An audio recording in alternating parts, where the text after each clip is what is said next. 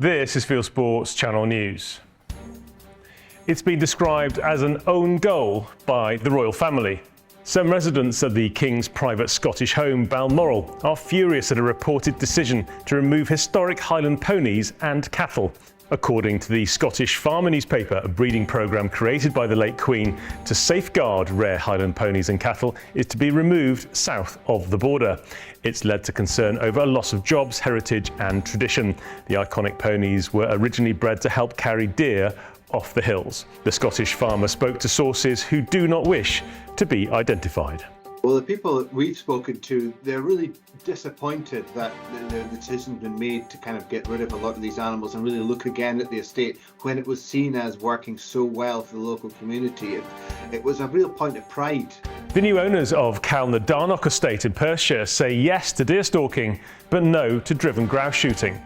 In its first go at being a Scottish landowner, the Jersey-based Durrell Wildlife Conservation Trust purchased the 18,500-acre estate in the Cairngorms and announced plans to re-wild the area. It plans to replace keepered heathered moorland, vital for ground-nesting birds, with forestry. It confirms it will no longer offer driven grouse shooting, but stalking will continue to help to reduce the deer population. Basque is calling on the Scottish Government to make urgent amendments to its latest hunting bill. The Wildlife Management and Muirburn Bill, currently going through the Scottish Parliament, has caused uproar. It makes changes to many conservation practices.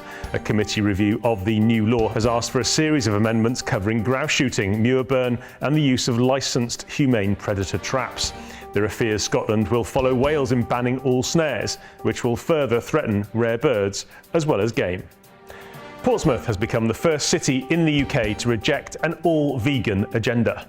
In what's being described as a victory for common sense, a unanimous vote of all 42 councillors from the South Coast city supported a motion to ensure local meat, seafood and produce were widely used at council-run events.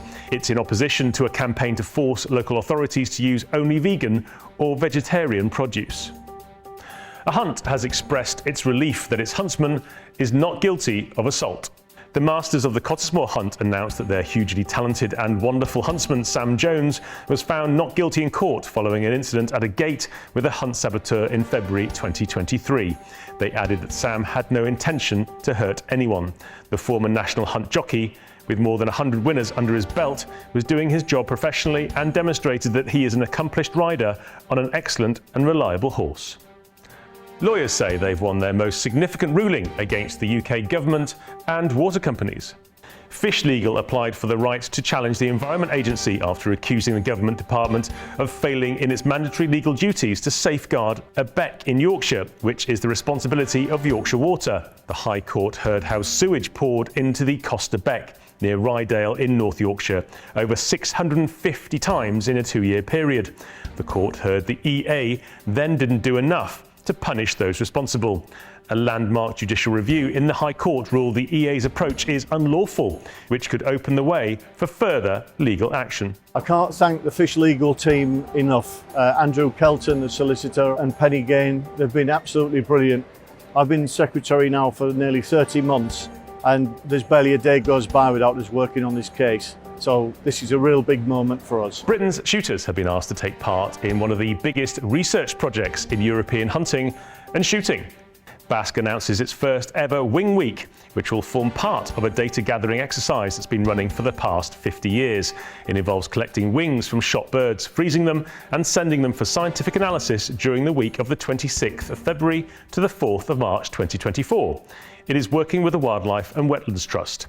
It hopes the data gathered will help conservation initiatives. Link below. What we're looking for is one wing from every duck, goose or wader that people are shooting.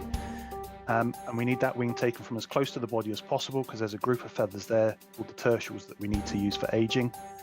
And then those wings, any birds that have been shot on the same day can be stored in the same bag. And all we need is the date that they were shot and the county. Last week we told you about police seizing shotguns and rifles from journalist Matt Cross when he mentioned his mental health online. Matt's now been contacted by Police Scotland's firearms licensing to arrange for his guns to be returned. He's also had an apology from police about the handling of the seizure. We'll bring you more on that story next week. And finally, anti-hunting poacher patrols in South Africa reveal that poachers are using homemade guns and ammunition to kill wildlife.